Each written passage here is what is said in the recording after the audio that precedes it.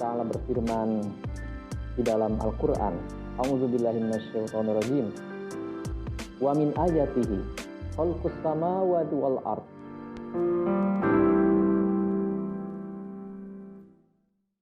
Bismillahirrahmanirrahim. Assalamualaikum warahmatullahi wabarakatuh. Alhamdulillahirabbil alamin, wassalatu wassalamu ala Rasulillah wa ala alihi washabihi wa man walah, wala haula wala quwata illa billah. Sahabat dakwah Tangsel yang dimuliakan Allah Subhanahu wa taala, akhir-akhir ini yang sedang viral sertifikasi penceramah yang diinisiasi oleh Kementerian Agama. Rencananya tahun ini katanya akan mensertifikasi sekitar 8.200 penceramah untuk tahun ini. Publik pun kemudian bertanya-tanya dan sempat menimbulkan kegaduhan akibat adanya ide ini. Bagaimana tidak? Orang bertanya-tanya, untuk apa ada sertifikasi ini? Kalau kata Menteri Agama sih, tujuannya untuk menangkal radikalisme, agar para penceramah itu tidak membawa pesan-pesan radikal di dalam ceramah-ceramahnya, dalam khutbah Jumat misalnya dan ceramah-ceramah lainnya. Ini tujuan yang diutarakan oleh Bapak Menteri Agama. Nah, tentu masyarakat bertanya-tanya dan mencurigai, karena jika sertifikasi ini diadakan oleh pemerintah, apa yang menjamin bahwa sertifikasi penceramah ini tidak bermuatan politis, tidak ditunggangi oleh kepentingan pemerintah, tidak ada tendensi untuk mencegah pihak-pihak yang dianggap dalam tanda kutip bertentangan secara politik dengan pemerintah untuk menjadi penceramah. Makanya kemudian banyak reaksi yang kemudian menolak ide sertifikasi penceramah ini. Ada yang kemudian mempertanyakan kenapa sertifikasi ini tidak dilaksanakan oleh MUI saja, yang notabene boleh dikatakan terbebas dari kepentingan politik apapun. Lagi pula, definisi radikal yang kemudian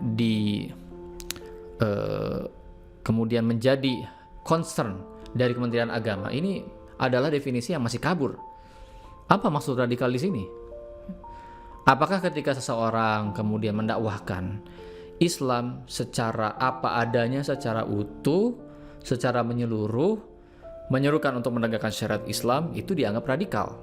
Apakah itu yang dimaksud? Sepertinya sih melalui pengamatan kita atas isu-isu yang berkembang belakangan ini, sepertinya pengertian itu yang kemudian dianut oleh pemerintah soal kata radikal. Kalau seperti itu, maka ini sama saja dengan menjegal dakwah Islam itu sendiri, karena ketidakjelasan definisi radikal. Lain lagi kalau misalnya muatannya bernuansa provokasi, kekerasan, sebagainya, baiklah, itu memang harus dicegah. Tapi kita bukan tidak ingin bahwa penceramah ini memberikan ceramahnya dengan berkualitas, tetapi adanya tendensi-tendensi dari niat Kementerian Agama untuk melaksanakan sertifikasi penceramah ini, inilah yang menjadi concern kita semua dan menjadi kecurigaan banyak pihak. Apalagi kemudian statement-statement yang keluar dari Bapak Menteri Agama, mohon maaf, seringkali menyakiti hati umat Islam. Dikatakan orang-orang yang hafiz Quran, yang kemudian jago bahasa Arab, bahkan kemudian good looking, itu dicurigai bisa membawa bibit-bibit radikalisme. Nah, ini semua membuat umat Islam merasa terluka. Bukankah negeri ini butuh orang-orang yang punya thaqafah Islam yang mumpuni, orang-orang yang hafal Quran, orang-orang menyerukan penyerapan syariat Islam, yang justru syariat Islam ini bukan untuk menghancurkan negara ini, tapi justru untuk menyelamatkan negara ini dari kehancuran. Karena kita yakin bahwa hanya Islam yang dapat membawa kita pada kesejahteraan.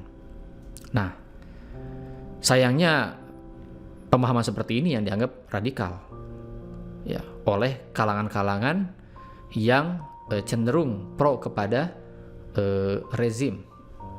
Nah, sahabat dakwah Tangsel yang dimuliakan Allah Subhanahu wa taala, dalam Islam dakwah adalah sebuah kewajiban. Dakwah akan menyelamatkan umat Islam dari kehancuran, karena kita wajib menyeru orang-orang, menyeru manusia ke jalan Allah. Bukankah Allah Subhanahu wa taala berfirman di dalam Al-Qur'an, A'udzubillahi minasyaitonirrajim, Ud'u ila sabili rabbika bil hikmati wal mau'izatil hasanati wajadilhum billati hi ahsan. Serulah mereka menuju jalan Tuhanmu dengan hikmah, dengan mau'izah hasanah, dan dengan debat yang baik.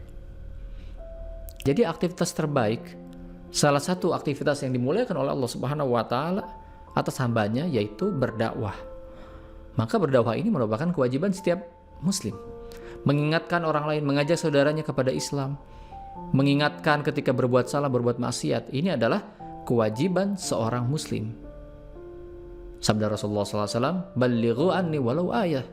Sampaikanlah kepada manusia dariku walaupun satu ayat. Ya. Memang harus kita bedakan antara dakwah dengan taklim atau pengajaran. Taklim, pengajaran seperti misalnya di sekolah, di perguruan tinggi atau di majelis-majelis pengajaran, memang itu memerlukan standarisasi tertentu. Artinya standarisasi keilmuan, karena taklim itu adalah sebuah pendalaman atas sebuah materi. Berbeda halnya dengan dakwah. Dakwah itu mengajak. Ya. Dakwah itu mengajak dan tidak selalu berkonotasi pengajaran. Maka setiap orang bisa mengajak saudaranya kepada Islam. Setiap orang, setiap muslim dapat dan wajib untuk mengajak saudaranya untuk beribadah, untuk taat kepada Allah. Dan hal ini tidak perlu sertifikasi. Karena apa?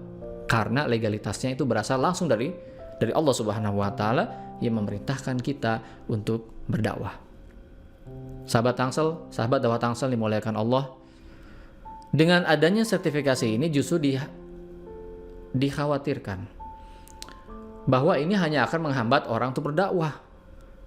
Karena dengan cara seperti ini akan semakin sedikit orang yang berdakwah, dan orang yang berdakwah pun akan ragu-ragu karena dia tidak punya sertifikat.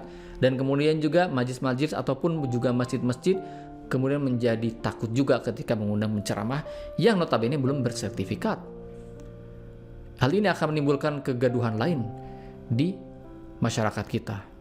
Dan jika kita menghambat dakwah, maka sungguh akibatnya akan sangat fatal. Karena ketika umat ini meninggalkan dakwah, maka Allah akan menurunkan bencana kepada umat ini dikarenakan kerusakan-kerusakan yang dibiarkan, kemaksiatan-kemaksiatan yang dibiarkan. Nanti orang mau berdakwah, mau mengingatkan orang lain atas kerusakannya, kemudian ditanya, kamu sudah punya sertifikat atau belum? Maka kegiatan dakwah akan menjadi tidak berjalan, akan terhambat karena itu. Harusnya kita takut. Mengapa demikian? Sahabat dakwah Tangsel yang dimuliakan Allah, Rasulullah SAW mengibaratkan masyarakat ini seperti sebuah kapal, di mana berlayar di lautan dan diisi oleh orang-orang. Orang-orang itulah masyarakat. Ada yang menghuni lantai bawah, ada yang menghuni lantai atas. Setiap penghuni lantai bawah ingin mengambil air, dia harus naik ke lantai atas. Namun kemudian jika ada penghuni lantai bawah berpikir untuk melubangi kapal, maka bukan hanya dia saja yang tenggelam, tetapi kemudian juga seluruh penumpang akan tenggelam. Ketika tidak ada satu orang pun di kapal itu yang mengingatkan kepada orang ini agar tidak melubangi kapal, maka seluruh kapal akan tenggelam. Demikian pula masyarakat kita akan tenggelam dalam kerusakan ketika tidak ada yang mengingatkan atas perbuatan zalim dan atas perbuatan yang rusak. Ketika kita diam saja mendiamkan kerusakan dengan dalih tidak ada sertifikat bagi kita untuk berdakwah. Allah Subhanahu wa taala memperingatkan kita dalam Al-Qur'an, "Wattaqu fitnatan la tusibana alladziina zalamu minkum khassah." Dan takutlah kalian wahai manusia terhadap fitnah, terhadap bencana yang tidak hanya menimpa orang-orang zalim saja di antara kalian. Jadi karena perbuatan orang-orang zalim yang segelintir itu, bencananya menimpa seluruh masyarakat. Kenapa demikian? Karena orang zalimnya dibiarkan, tidak didakwahi, tidak diceramahi dengan alasan apa? Dengan alasan tidak ada sertifikasi penceramah. Dan ketika pun penceramah disertifikasi, harus sesuai dengan standar-standar yang ditetapkan oleh pemerintah yang masih dipertanyakan publik kenetralannya. Karena masih ada tendensi untuk mencegah radikalisme, di mana istilah radikalisme ini dipabrikasi sedemikian rupa untuk menakut-nakuti masyarakat tanpa definisi yang benar. Dengan demikian, kita harus menolak sertifikasi penceramah. Demikian, semoga bermanfaat. Wassalamualaikum warahmatullahi wabarakatuh.